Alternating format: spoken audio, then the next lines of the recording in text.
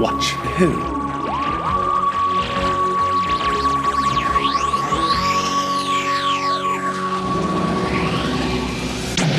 Hello.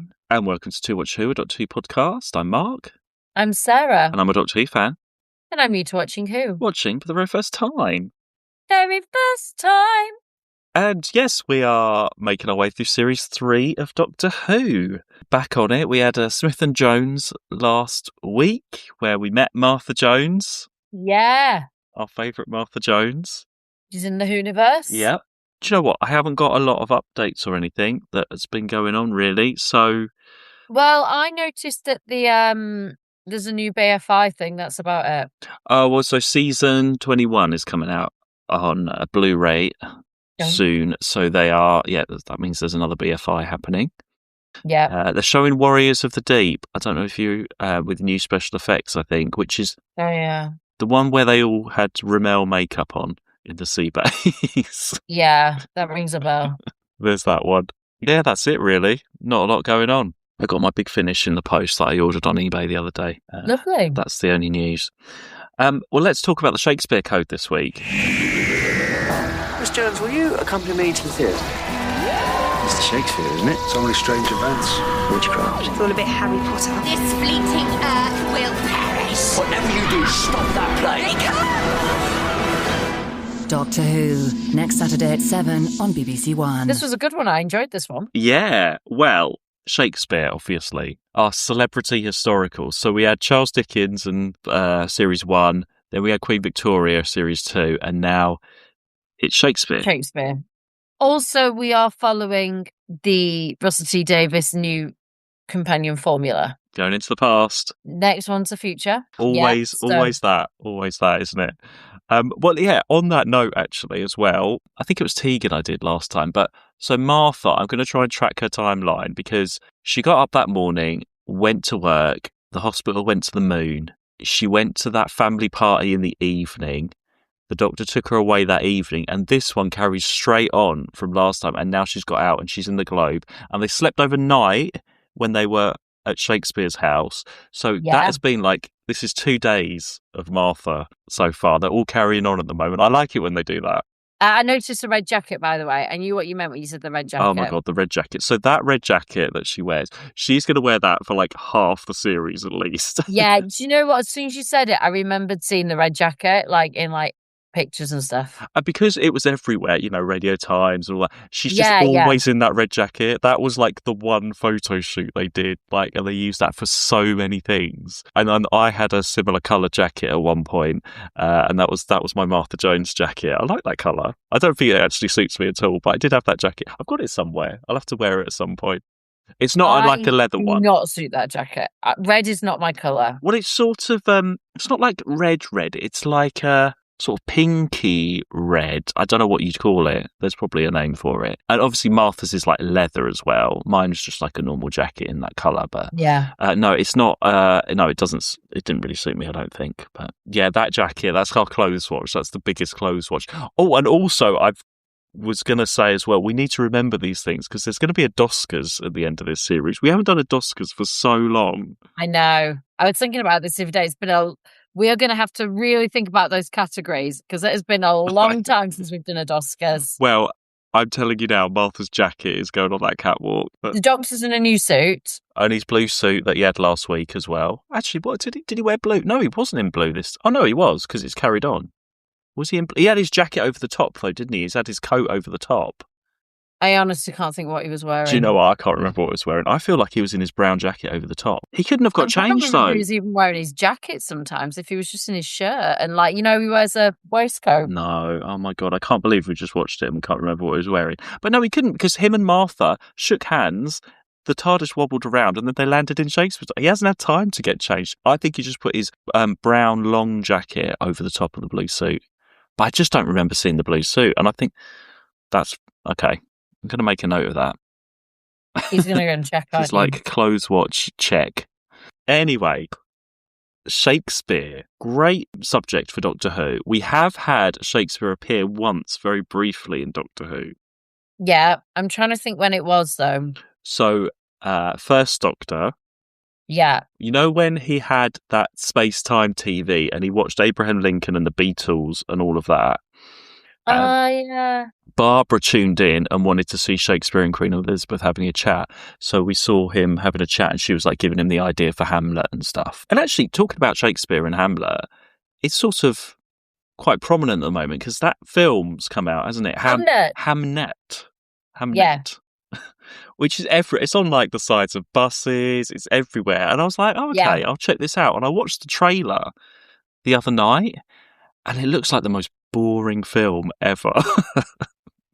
I'm not sure if it's like a very... Everyone's raving about it. That's the thing. Everyone's saying it's like an amazing film. And maybe it is, but I don't know. The trailer just made it look a bit boring. I don't know. You have to be in the right mood. Like a good Shakespeare film is Shakespeare in Love. That's a good one. Have you seen that? Yeah. You're funny. What? I would choose Shakespeare in Love over that Hamnet by the trailer at the moment. Yeah, everyone's saying it's incredible. Maybe it is. I mean, she's won awards for it. Well, maybe I'll go when it's £4 on my Tesco Club card on a Tuesday. I don't think I'll pay full price. I'll see. I don't know. I just feel like I'm going to be bored. I need to look at your offer. How are you getting your £4 Tesco Club card? Anyway, okay. That's for another time. Okay, not sponsored, everybody, at time of recording. Cineworld does Tesco Tuesday. So when literally, I go online, Cineworld on a Tuesday. There's all the prices. There's like adult £12 or whatever, and then it says Tesco Club card £5, and then you just click it. And I order it online for £5. They never, and I just show the ticket. Like no one asks for a Tesco Club card. No one asks for proof or anything. I just get it for £5. I thought you did it through Club Card for some reason. But then you can get money off through Club Card. So from £5, I use like you can use your points to get it for like £4 or £3. But it's just £5 standard. Tesco Tuesdays. Interesting. There you go. That's interesting for everybody not in the UK. Sorry. I've been thinking about this for a while, as you can tell. Tesco Tuesday. Anyway, so maybe Hamnet will be a Tesco Tuesday. But anyway, it's still a really good subject. But then also I was thinking as well, like Shakespeare, in terms of his stories, I want to like his stories. I want to like Shakespeare. I don't think I've ever 100% fully understood Shakespeare or got through a whole Shakespeare, even the Leonardo DiCaprio Romeo and Juliet. I don't think I've ever got through. And like, really, I did Romeo and Juliet, The Tempest, and Midsummer Night's Dream at school. I think that's all I can remember. I find them a lot easier to watch than read. It's just the language, and I've never been to the Globe and watched a thing. I feel like that would be a cool thing to do. But also, again, like Hamnet, I'd be like, I think this might be a bit boring to actually sit and watch. I shared something on my Instagram the other day. I don't know if you saw it. I will send you some. But PBS have an outdoor, well, not PBS itself, but they're broadcasting an outdoor 12th night at the minute. Really good cast. And I shared a clip from that on my Instagram, which I wasn't sure if you'd seen, but it looks great. I reckon some of that, you can't not be able to follow it. It's really good. Okay, I'll give that a go, because I watched... There's the Midsummer Night's Dream film from the early 2000s with Clarissa Flockhart and Christian Bale, I think, in it. I don't know, I would like to do... And David Tennant did Hamlet for TV with him and Patrick Stewart. Yeah. Oh, he loves Shakespeare. So that's definitely his. So I don't know, after watching this... I've just sent you some clips from it, but it's great. After watching this, it has, like Doctor Who should do, it has inspired me to try Shakespeare again, maybe, or actually get through some Shakespeare stuff. But as time of recording, I've not really got through a whole Shakespeare, I don't think. Even at school, I don't think I didn't really know what was going on when we were going through The Tempest. And I remember it was A-level I did The Tempest, and we went to the theatre to watch it and had Derek Jacobi in it. But reading through it, we didn't watch any version. You know, at school, sometimes you watch a version or watch the film. We didn't do that. But there was this girl in my class, her mum bought her a DVD of The Tempest. And she put it on, and then it turns out her mum had actually bought her, the porno version of it. Anyway, Shakespeare is here in Doctor Who. It's always great when you get a new companion like Martha and it's there exploring. They've got all those questions and stuff. I like that, especially going back in history for the first time. I think it's because it's like, it's a character we really know is Shakespeare. Like, we don't know Shakespeare as long as we don't know, but everyone's heard of Shakespeare.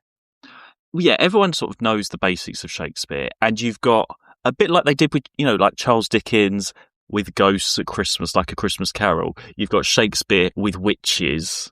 Yeah, I liked it sort of like setting up this idea of, what Shakespeare might be. Well, he's a different version to what you might expect. He's like the Hamnet version, isn't he? He's not like a serious, like we had in the first doc. If this was like the 60s, they'd all talk like Shakespeare. They would all look exactly like the paintings and full. But here, with modern TV and just the way that Doctor Who does it in the new series, he talks like a normal person. They're in the costumes, but it's not 100% accurate. They haven't made him like the painting. They've made him like the younger version. It also, it fits into the idea, like, I mean, Shakespeare would have been the celebrity. Well, we don't know, but there's a lot we don't know. But no one were these pompous people of their time. They were like real people of their time. There's a joke, isn't there, in there where all these people have looked into who Shakespeare was, and he makes that sort of quip at the Doctor, and the Doctor says, "Oh, there's 50-odd historians leaping in there," so, whatever it is he says. I can't remember what he says that line, but all these people that have studied in these there's a lot we don't know about Shakespeare because we don't know. A lot of it was missing. I mean, these were missing for a long time, and then they were found. I mean, there's conspiracies, isn't there, that like Shakespeare wasn't a real person, it was someone else that wrote it and all of that. We're never going to know. Yeah. And then you've got Martha's version. She's us, isn't she? She's like, she's excited to meet the celebrity Shakespeare and be at the play at the Globe. And there's all of that. Of course, you can't do Shakespeare without having those various different quotes and things back and forth or coming up.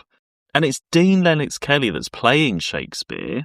Yeah, so I looked him up. He's from Lancashire. Yeah, I was about to tell you that. Yeah, I was like, oh my God. From Livon. Northern, yeah. And he's done quite a lot of stuff. So he was in Shameless, right? Yeah. I don't really know Shameless that well. I know it a little bit. Yeah, I don't really. I wasn't sure if that was something you'd watched through. I thought you might be like. I've not watched it through. I've watched bits of it, but I've not watched it through. Like, I can't remember all the characters, but I've watched the odd episode. Because I've got. This is a story. This is funny. So. Mark, were you cast in Shameless? No, I wasn't cast in Shameless. So Shameless was on, actually, sort of 2000, I would have been like 18 or so, 17, 18. And it's back in like MSN Messenger days, right? I'm just setting the scene. This is like, it's before I went to uni, I was just been finishing school, right? What year is this? 2000? Well, I looked up Shameless started 2004.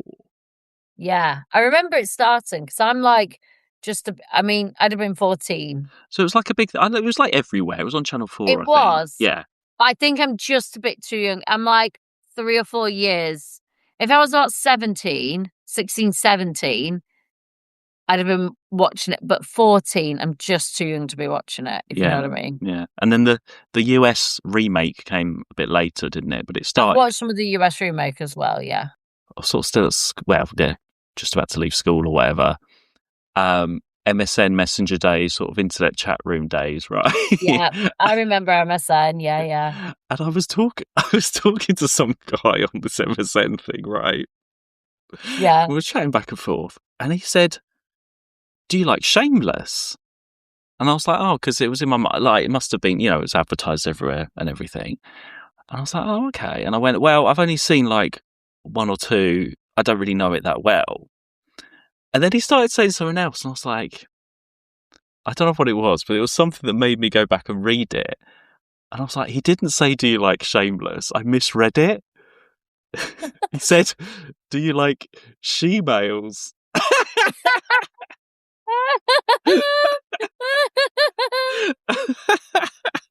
But I just remember, I was like, I've seen 1 or 2. I don't really know that one. There's my mind going to like TV episodes and TV series. Of course it did. Dear. Anyway. Oh, only because we're watching it the other day, but if anyone's seen the do you watch Modern Family? No. Oh, it's great. If anyone's seen the episode with Phil when he gets the car wrapped with pictures of the family on it, and if anyone's watched it, they'll know what I'm talking about. And so he's got Claire on one side and Haley on the other of the car, and his phone's going, and it's that sort of like miscommunication because he hasn't seen what's on the car, what's been wrapped on the car. And it's like we've just seen it as the audience what's wrapped in the car. On one side of the car is the picture of his wife, and she's at the side like this, and she's driving the car, and it says, "I can never be satisfied."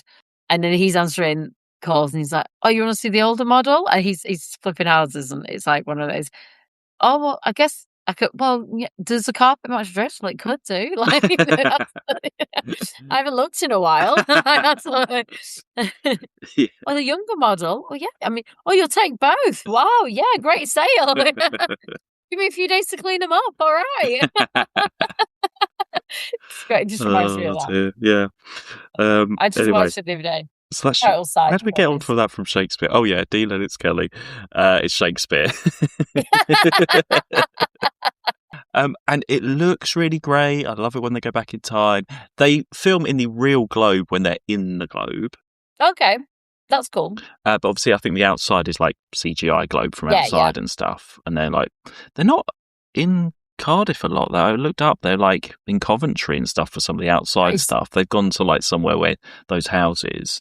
Also, I picked up, I can't remember, because the doctor says to Martha, I promised you one trip.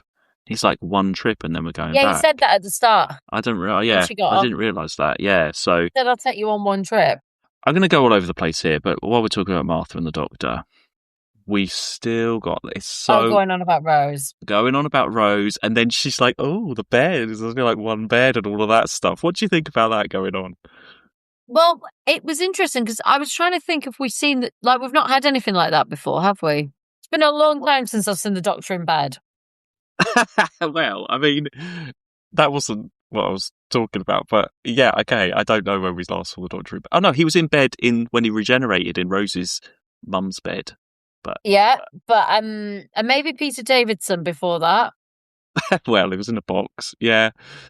No, he was. Do you remember what was the one where they're in that grand house and Nessa got Oh, Nissa. and the gorilla? Oh, Black Orchid. Yeah. They're in a bed then. But they never like actually sleep the whole night. He's just there, and then something's going to happen or whatever. But then that whole bit with Martha like staring into his eyes, trying to get his attention, and then the moment he says "Rose," I mean, you feel sorry for Martha. It's a shame because she's such a great companion. You know, throughout this whole episode, she's getting stuck in. She's dealing with like meeting people of that time and all of that, and working stuff out with the witches and everything. It's a bit of a shame that the character of Martha is stuck with the unrequited love, I can't match Rose type thing. I think that's a shame for her. I'd like to think that it's a development the doctor has to go through to realise that there are other people out there and that this will change. And that's what I hope.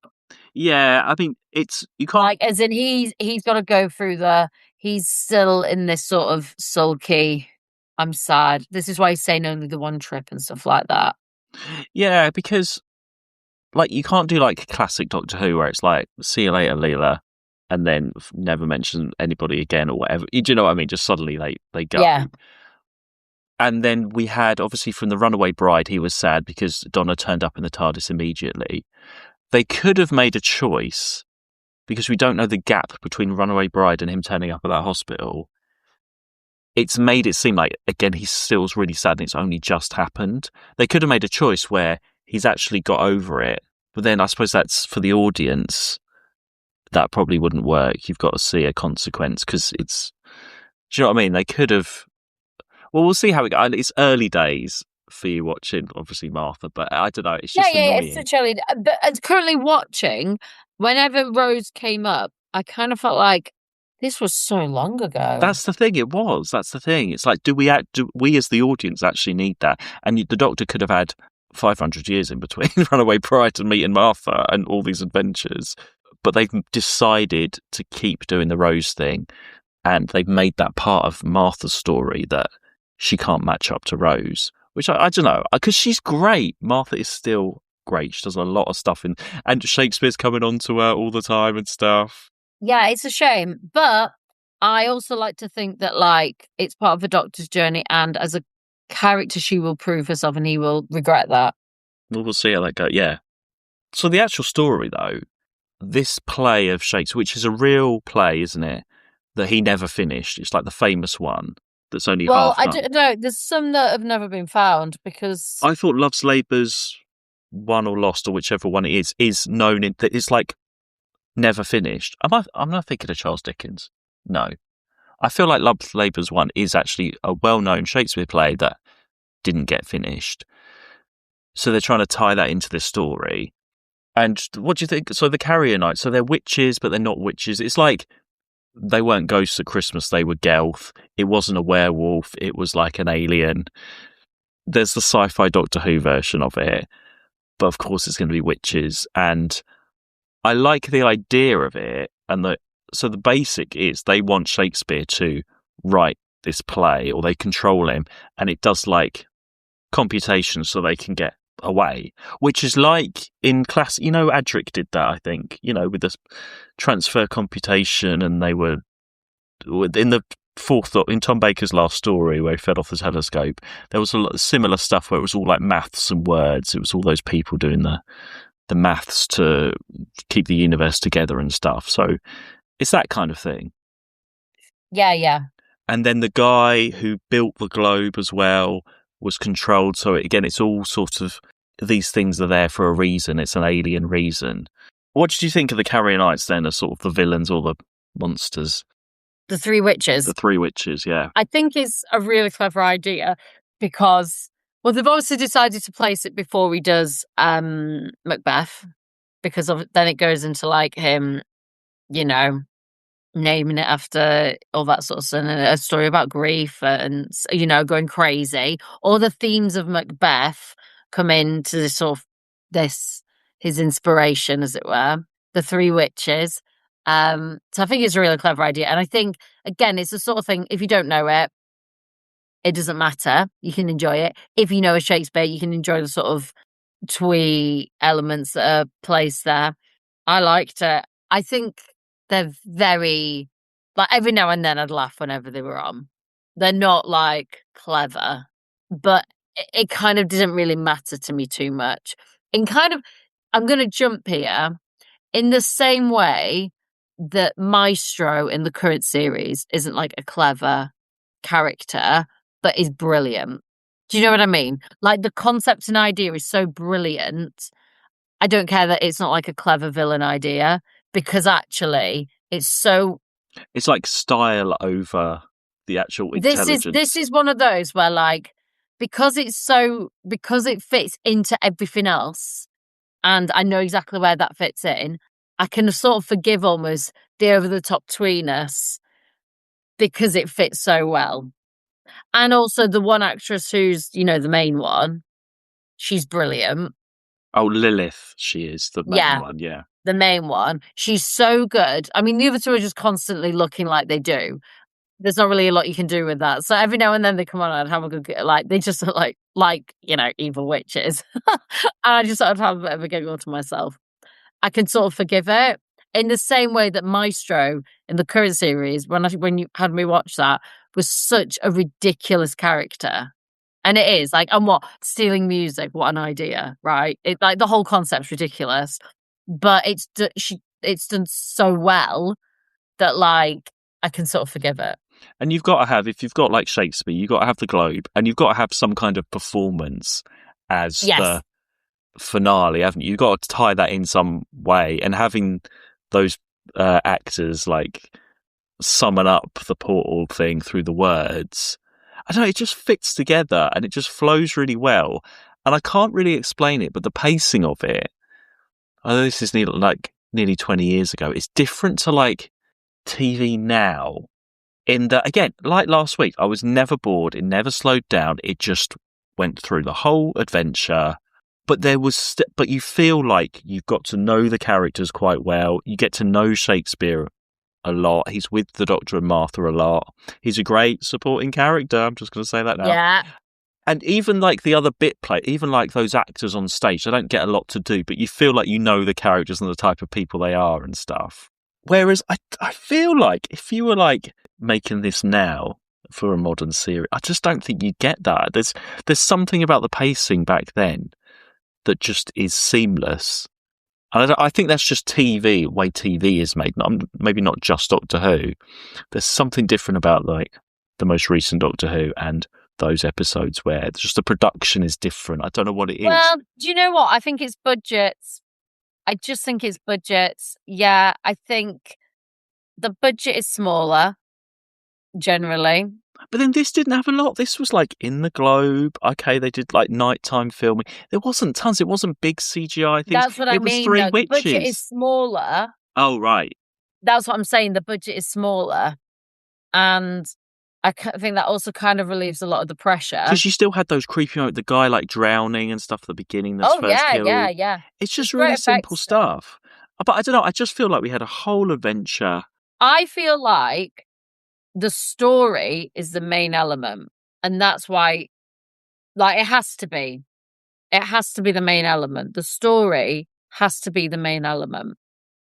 And I think as they're throwing more and more money at it and more is expected, things get fancier and bigger, and we kind of lose. But I don't. Just everything seemed a good story. It just seemed to fit together. Just having the witches and then the Shakespeare, and then having to do the performance, and then they go and find the architect, and there's that little bit there, and that's when they find out who they are. I'm watching Peep Show at the minute. Have you watched Peep Show? No. Oh, Peep Show's great. I love Peep Show. I think I'm just going through a bit of like a rewatching of it. You know, when you go back to something.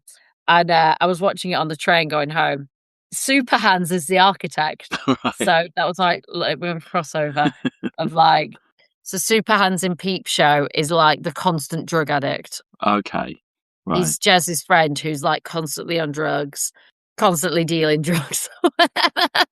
and I was just like, I know that. I was like, I know who that is. I know who that is. I was like, is that Super Hands? Oh my God, he's the architect.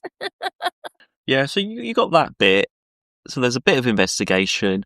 But yeah, if you put it all together, it's not like tons of stuff, but you still feel like it wasn't like an empty episode. Lots of stuff happened. I can't really explain it. It's just a brilliant episode of Doctor Who. It just all works. And I love that, Martha gets in there. She's trying to help the guy who's drowning. She's trying to she's not like left behind at all, is she? In any of it. And then she tries to do the carrier night thing and it doesn't work. That's quite, because she's learning. And then she's loving having that chat with Shakespeare at the end. I like how the Doctor gives Shakespeare the neck brace. Yeah. The classic. That's what I mean. Like some of it, I loved the Doctor running away at the end. And Martha's like, what did you do? And he's like, I don't know. That was quite fun. Yeah. Oh, I liked it when they all take a bow on the stage and Martha's loving it. She's like, yeah. And the Doctor's out the door. Yeah. Yeah, it's just, yeah. And it's not like tons of characters. It's really, the witches and then Shakespeare and the Doctor and Martha and then those few other bit people. It's not like a massive cast of loads of people. They've all got a lot to do. I don't know. We really liked the Queen Victoria one, didn't we? You loved it. I liked it, but you really loved it. I did enjoy it. Is this your favourite historical one then? Like out of those three, let's say. Out of what, remind me? Out of Queen Victoria, Charles Dickens, and this one. Probably out of those three. What I enjoyed about the Queen Victoria one was it was kind of more like a horror element, and the werewolf was brilliant. Yeah. I mean, this was lighter in tone, wasn't it, as a historical? It didn't go into the grittiness of the actual time or anything like that, or anything. No. It kept it light and for like the younger kids watching, I suppose, just for the tone of it. And actually, the Charles Dickens one had a bit of it wasn't as light as this one. It is definitely the lightest one, but yeah, it's great. And we don't have all of that stuff where, it could have been they turn up and then nobody believes who they are. Like the Doctor and Martha just get on with Shakespeare. They're sitting in his office. They meet him. He gets on with them. They get on with him and they're off. There's none of that questioning who are you or anything like that. because Shakespeare sort of has that intelligence of like, he sort of senses, doesn't he? And at the end, he sort of knows who they are, really. Oh, and I love how they keep saying that Martha's from Fredonia, Yes. named after obviously Freemanagement. Yeah, it just flew by again. I just think this series is really great, and they've ironed out a few of the issues they've had with the previous series and the pacing and how they're making stuff, but it is still quite early on in the series. We've got to do our present, past, future, and then we'll see how it goes, I think. But no, so you're still enjoying Martha? Oh yeah, Martha's great so far. And are you hoping for like no more Rose references and those moments? I just hope it gets less and becomes less of a feature. That's what I'm hoping for. I don't think it'll go away fully in the same way that like he'll always mention the odd companion. I don't think it'll go away. I just hope it's less of like a feature. Like when he's there going, Rose would know what to do here. Rose, I was thinking, what are you talking about? She wasn't a genius. She wasn't some like scientist or anything like that. You've had all these other companions before you. Rose would know. Martha is more capable than Rose, I'm telling you. Yeah, you're with a doctor. You're with a literal doctor here. Yeah. Yeah, Rose wouldn't know what to do. And yeah, Martha's still in that outfit. So let's keep track of that. And then we saw the preview for next week. So it's called Gridlock. Which looked great. Like, I have a lot of high hopes for that. It looks great. Did you see our favourite? I saw Cat People. Okay, fine. Oh, maybe I won't tell you then. No, tell me. In case I did see it and I just can't think what you're referencing. It's Face of Beau. Oh, I didn't spot Face of Beau, no. It was a big close-up of Face of Beau. Literally, the face. Yeah. Yeah, that's last time we saw Cat People as well. Yeah, so again, I think it's another great one. In New York. Another great one, yeah.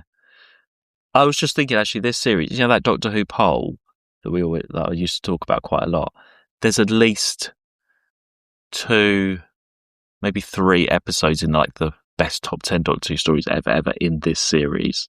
Yeah. James said that there's a story in this series that's got like 9.8 rating score. There's like the best ever, the number 1 voted Doctor Who story ever is in this series. So yeah, it's a good series. Well, we will see you all next time, everybody, for a Gridlock. Oh, Face of Beau. I'm really looking forward to it. This is where I just want to watch the whole series. I could so easily binge this whole series. This is where you struggle, is it? Yeah, this is so good. Anyway, we will see you all next time. You can follow us on the social medias at 2watchwho or at patreon.com/2watchwho.